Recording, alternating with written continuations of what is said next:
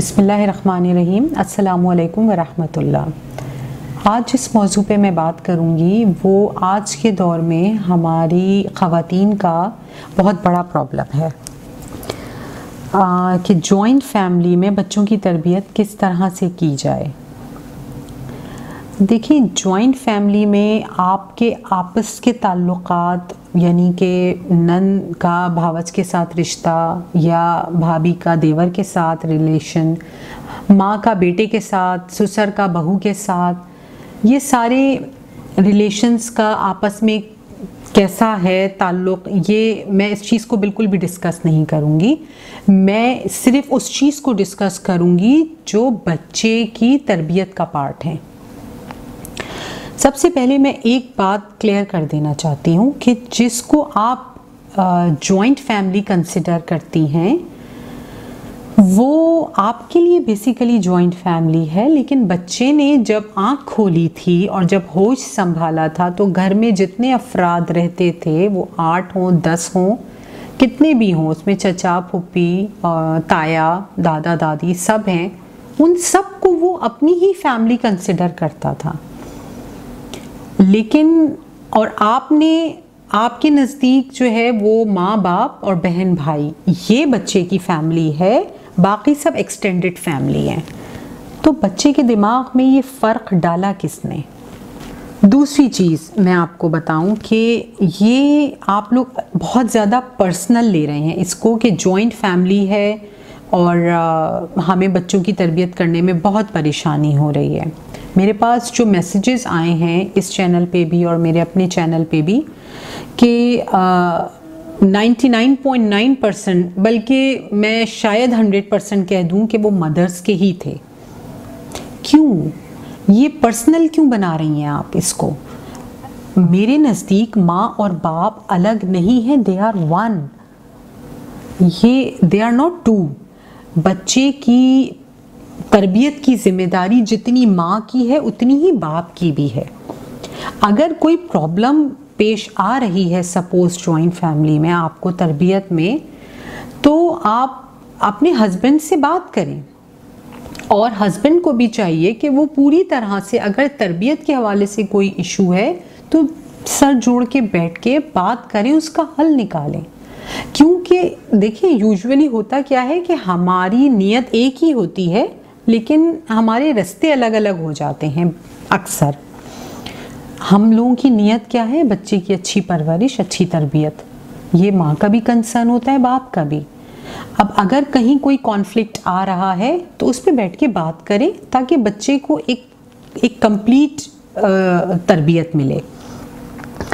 दूसरा, अब मैं आपको बताती हूँ कि अगर हम एक कॉलम बना के नुकसान और फ़ायदे सेग्रीगेट करें कि कितने नुकसान हैं और कितने फ़ायदे हैं जॉइंट फैमिली के, तो आप यकीन करें कि जो फ़ायदे वाला कॉलम है ना वो भर जाएगा, लेकिन फ़ायदे ख़त्म नहीं होंगे जॉइंट फैमिली के।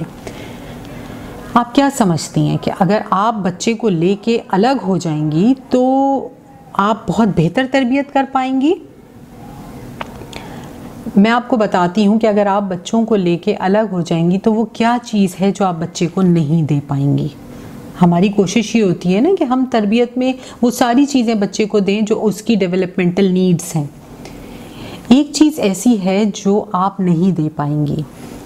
देखें, माँ बाप के साथ बच्चा लाड भी करता है, ज़िद्दें भी करता है, प्यार मोहब्बत भी करता है, और दोस्तों के साथ अगर बच्चा स्कूल जाता है तो वो इमोशंस और फीलिंग्स वाला रिलेशन नहीं बन पाता इतनी यंग एज में।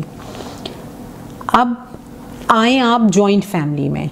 जॉइंट फैमिली में सपोज़ ताया चचा फूफी दादा दादी ये 6 लोग अगर रह रहे हैं उस जॉइंट फैमिली में, तो वो 6 लोग जो हैं वो बच्चे के लिए 6 मुख्तलिफ मिजाज हैं।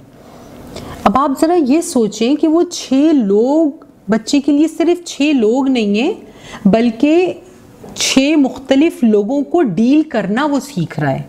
उसको पता है कि ताया जो हैं वो गुस्से के तेज़ हैं, उनके कमरे में नहीं जाना, या उनसे धीमे लहजे में बात करनी है या उनसे कम बात करनी है। चचा हैं वो बहुत ह्यूमरस हैं, उनके साथ मजाक भी चलता है, वो सेलफ़ोन भी देते हैं।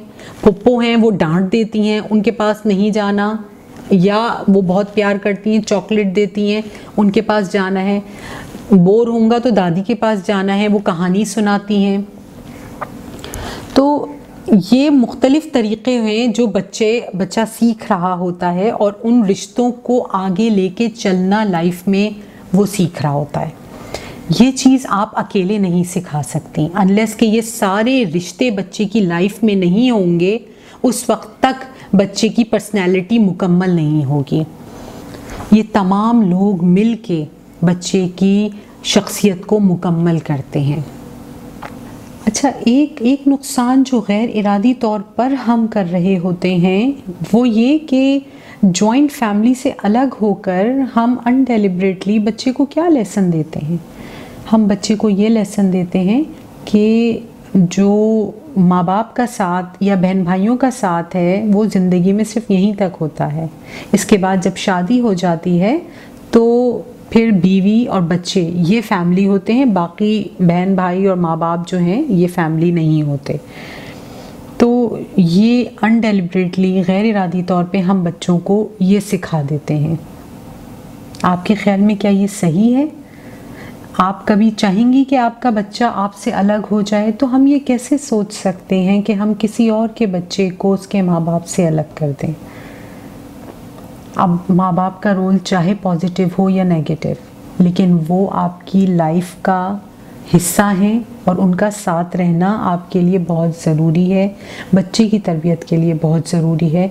सिर्फ आपका रवैया अपने माँ बाप के साथ देखकर बच्चा बहुत कुछ सीख रहा होता है। इस बात को याद रखें कि आज जहाँ आपके माँ बाप हैं वहाँ एक दिन आपको जाना है और जहाँ आप खड़े हुए हैं वहाँ एक दिन आपका बच्चा खड़ा हुआ होगा। तो इस चीज़ को अपने माइंड में ज़रूर रखें। अब आते हैं कि अगर सपोज़ बच्चा दादा या दादी के साथ ज़्यादा बैठ गया या रात को सोने के लिए फूफी के पास चला गया, तो आपको ऐसा क्यों लगता है कि आपका रिलेशनशिप बच्चे के साथ वीक हो रहा है? 9 महीने पुराना रिश्ता है आपका इन सब लोगों से, और वो ताकत, वो रिश्ते में जो मजबूती है उस लेवल तक पहुंच नहीं सकता कोई। ये तमाम रिश्ते आपके रिश्ते के लेवल को रीच नहीं कर सकते। आपको क्यों इनसिक्योरिटी होने लगती है कि आपका रिश्ता कमज़ोर हो रहा है किसी भी लेवल पे? अपने रिश्ते की मजबूती को समझें और ममता में अल्लाह ने बहुत ताकत रखी है। यकीन करें अपनी मोहब्बत की, प्यार की, केयर, जो बिलीव होता है और जो पेशेंस होता है, ये सारी ताकतों का मजमुआ अल्लाह ताला ने ममता में भरा है। बहुत ताकत है ममता में, इस लेवल को कोई टच नहीं कर सकता। इसलिए इस तरफ से आप बिल्कुल बेफिक्र हो जाएं कि आपका रिश्ता कभी भी बच्चे के साथ कमज़ोर हो सकता है। एक सूरत में ऐसा हो सकता है अगर आपकी तरफ से कोई कमी आ रही हो, आप बच्चे को टाइम ना दे रही हो। टाइम का जहाँ तक ताल्लुक़ है, मैं आपको बताऊं कि अपना टाइम स्केड्यूल बनाएं या आप कोई चीज़ों को इग्नोर करें, कामों को ब्रेक दें या किसी भी तरह मैनेज करें, लेकिन एक रात का टाइम जिस वक्त बच्चा सोने जाता है वो टाइम आप बच्चे को ज़रूर दिया करें। प्रायर यही है कि आप रात का टाइम दें, वरना दिन में भी अगर आप मैनेज कर सकती हैं तो 15-20 मिनट अपने और बच्चे के लिए ज़रूर निकालें जिसमें आप बच्चे से बातें करें। इससे रिश्ते में मजबूती आती है और उसमें आप बैठ के बच्चे को बोलने का मौका ज़्यादा दें, उसको सुने ज़्यादा। जब आप बच्चे को सुनेंगी तो आपके साथ बच्चा वक्त गुजार के एंजॉय करेगा, आपके साथ वक्त गुजारना पसंद करेगा। हम बच्चे को सुनते नहीं हैं, हर वक्त डांटते रहते हैं, उसको समझाते रहते हैं, इसलिए वो हमें अवॉइड करने लगते हैं। अगर रात का टाइम मैनेज कर सकती हैं तो ज़रूर रात के टाइम पे बच्चे के साथ बातें करें और कोई अच्छी पॉजिटिव बातें करें। अब आते हैं इस चीज़ की तरफ कि अगर बच्चे को कोई नेगेटिव कैरेक्टर है घर में जो कि गलत बातें सिखा रहा है बच्चे को, तो उसका भी डील करने का एक तरीक़ा है। कभी भी बच्चे को उस कैरेक्टर के ख़िलाफ़ ना करें। अगर गुस्से वाले हैं कोई चचा या ताया या फूफी, तो वो तो हैं ही ऐसी, तुम उनके पास मत जाया करो, वो गंदी हैं या वो गंदे हैं। ऐसी बातें कभी बच्चे के दिमाग में नेगेटिविटी मत भरिएगा। आप यकीन करें, ये नेगेटिविटी अगर आपने बच्चे के दिमाग में अभी डाल दी तो ये एक दिन आप ही के ख़िलाफ़ इस्तेमाल होगी। इस बात को अपने माइंड में रखिएगा। इसलिए हमेशा पॉजिटिव मैसेज बच्चे को दें। अगर कोई कैरेक्टर नेगेटिव है तो आपने अपने बच्चे की तरबियत, आपका कंसर्न है तो आपको उसको यही समझाना है कि बेटे कोई बात नहीं, किसी बात पे गुस्सा आ रहा होगा, आप पे निकाल दिया, आप जो है वो वहाँ से आ जाया करें, ठीक है। ये इस तरह से कह के बच्चे को समझाएं, लेकिन बच्चे को ये मत कहें कि ये तो हैं ही ऐसे और तुम इनके पास मत जाया करो। नेगेटिविटी, आपका कहावा जितना मैटर करता है बच्चे के लिए, किसी का कहावा इतना मैटर नहीं करता। अगर बच्चा कोई काम लेकर भी जा रहा है किसी को दिखाने के लिए, तो अगर अदर एक्सटेंडेड फैमिली जिसको आप लोग कहते हैं कि चचा फूफी ताया वगैरह, वो अगर कोई नेगेटिव रिमार्क्स भी दे देंगे उसके काम के लिए या उसके किसी हरकत के लिए या किसी भी चीज़ के लिए, तो बच्चा इतना बुरा नहीं मानेगा। लेकिन अगर वो आपके पास आया और आपने कोई नेगेटिव कमेंट या तवज्जो नहीं दी, सपोज, उस चीज़ को वो फील करेगा।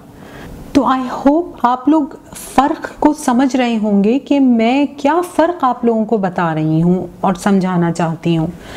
आई होप आप लोग समझे होंगे इस चीज़ को कि आप एक नेगेटिव इन्वायरमेंट में रहकर भी बच्चे को कैसे पॉजिटिव तरबियत दे सकती हैं। सिर्फ आपको अपनी ताकत को समझना है और उसे सही जगह एप्रोप्रिएटली इस्तेमाल करना है। इंशाल्लाह बहुत जल्द दोबारा आप लोगों से मुलाकात करेंगे। जज़ाकल्लाह।